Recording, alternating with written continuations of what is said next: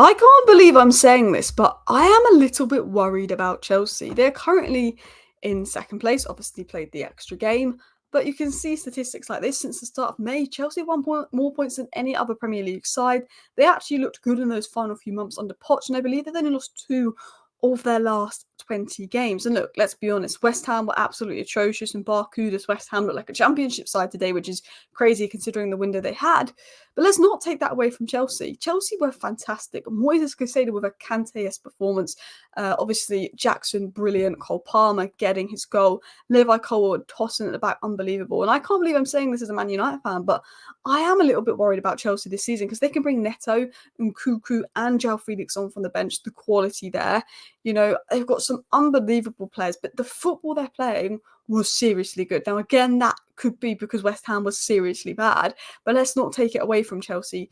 The football they played today was seriously good. 5 big chances created. They could have won the game more than 3-0. You know, XG of 2.34. They were unbelievable.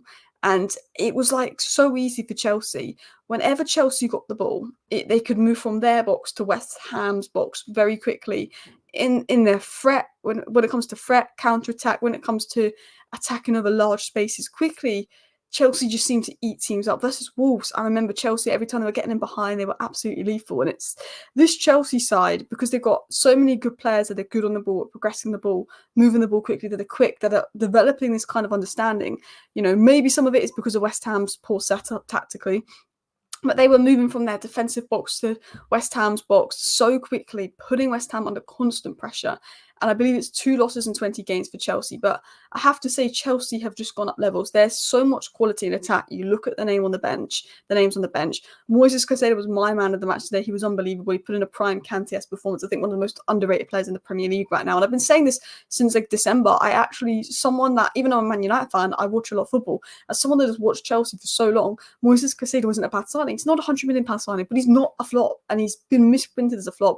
I think he's been brilliant for Chelsea for a while. I thought Jackson was unbelievable. And I think watching Jackson, you know, there's a really good player there, but the finishing can be a bit iffy, but you know there's a really good player there, and he's bringing that now. I think West Ham were pretty crap. I thought Cole Palmer, just world-class player, didn't even have his best game today, pops out with an unbelievable goal. His space, his running, his understanding, his intelligence that he brings to connect with the other players is unreal. And I think Chelsea just exploited the space. The first 25 minutes, they were incredible, the way they controlled the game. And, they're away at West Ham and they played their game. I think they dropped off a little bit in the second half of the first half, Chelsea. Then they came out in the second half with the early goal, stopped any, I think, plan of West Ham getting back into it. I think that third goal was killer. And then I think in the second half, the subs were quite smart because they were players that can retain the ball well, and they had very good ball retention final third, Chelsea, which means they weren't giving it away, which made it really difficult for West Ham to break them down. And I think Cucurella done all right, but I actually meant to say Tossin's Colwill done well as well.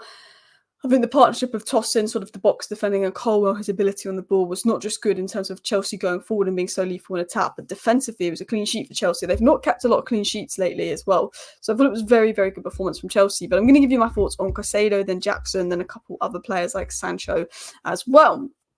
So Moises Caicedo got the assist today, and I think he deserved the assist for that performance. The pass was phenomenal, and even like the third goal, like he's part of the play before it gets to Jackson as well. But it wasn't what he did on the ball. And we know Moises Caicedo's good on the ball. He's a good ball progressor. He's really technically good. But it's what he did off the ball today. It was a prime Kante-esque performance. I don't think there's really statistics for ground coverage, but I think ground coverage in midfield is the most underrated, overlooked thing. Like, as a Man United fan, our biggest problem at Man United is out of possession in midfield. We can't cover the ground to do what Ten Hag wants to do. So then we're open in midfield because we can't cover the ground. We haven't got the legs. And Moises Caicedo has the legs. That's what Moises Caicedo has. That's what Moises Caicedo brings. It is such an underrated thing because it means that it helps Chelsea so much defensively, because Moises Caicedo was winning back the ball. He was intercepting the ball. His defensive awareness and attributes and positional awareness and ground coverage, I think, was so key to the Chelsea defence having a good game, but the Chelsea attack having a good game.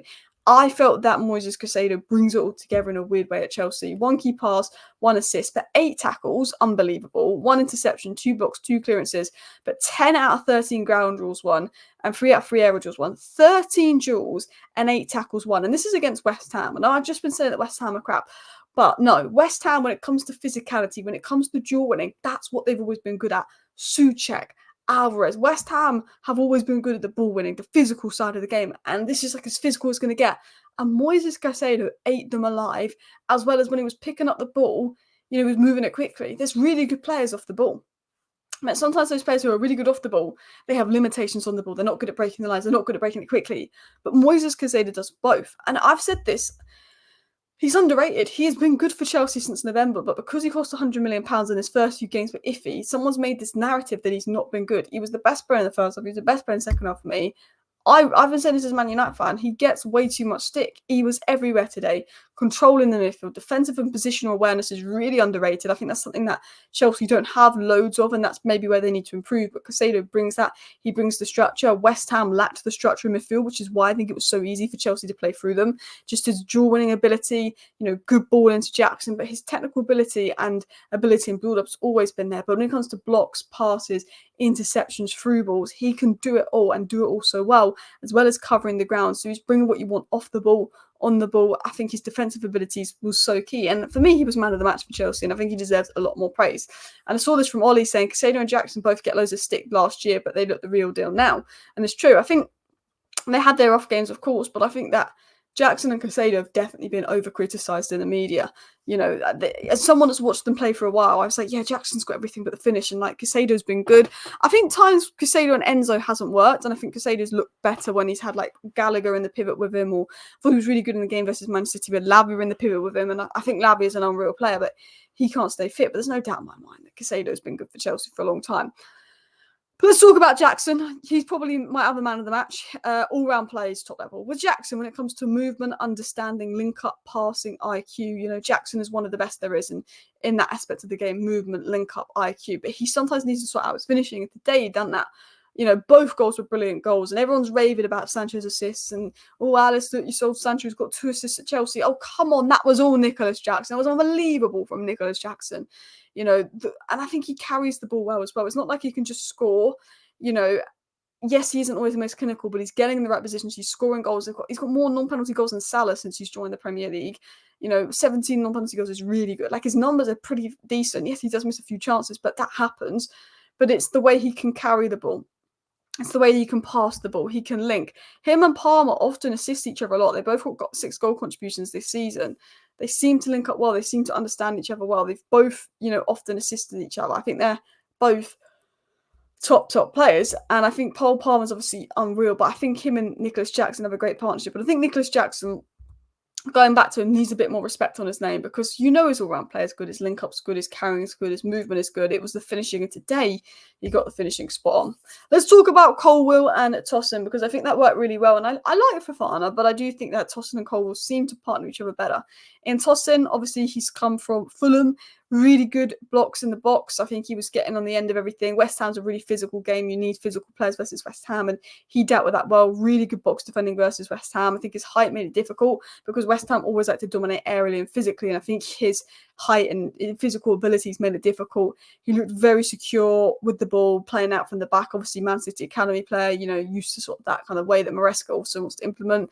But he's so comfortable on the ball, so comfortable in build-up, so composed under pressure, and I thought it was a monster performance from him. He grew in confidence. He seems to be establishing a relationship there with Colwill. And I think Chelsea at times have looked suspect at the back. Even when they battered Wolves 6-2, I think you guys looked like you could have conceded 4 goals. Whereas Colwill's coming at Colwill and Tosin sort of growing this partnership together. And you've got the technical abilities of Colwill and the physical abilities of Tosin, which is what you need to make a good partnership. You need someone that's a good box defender, but you need someone that's good in build-up. And it's a really balanced pairing there as well. And I think, with Levi Colwill, and I said in May I'd take Levi Colwill at United if Chelsea were selling him, and I got United fans in my live chat say, Levi Colwill, he's not that good, and I was saying no, I've always been a massive fan of Colwill. I wanted United to sign him as the left-sided centre-back. I said, if we can't get Braithwaite, let's get Colwill, there's a player there.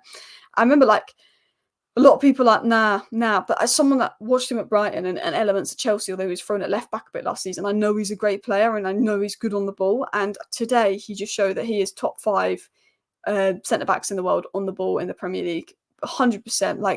his line-breaking passes, the way he sometimes was like breaking two lines and almost getting it into Jackson's feet was incredible. Like his ability to progress the ball and build out from the back. And I think because he's left-footed as well, and a lot of teams like Arsenal have two right-footed centre-backs, and sometimes in build-up it goes one way, it's a bit predictable. I think because he's left-footed as well, it made Chelsea less predictable, but they had two good centre-backs in build-up, which meant they were playing through West Ham's line so easily. And because they got technical players to receive the ball who can turn, it meant that Chelsea's fluidity and play I thought was really good, and I thought Chelsea were brilliant.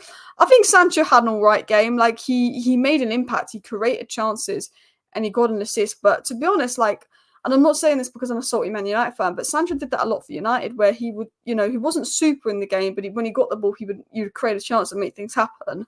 And I think he showed promising signs at Chelsea. But to be honest, I think he probably needs to get up to match fitness. Like I think he's definitely more suited to Maresca ball than Ten Hag ball.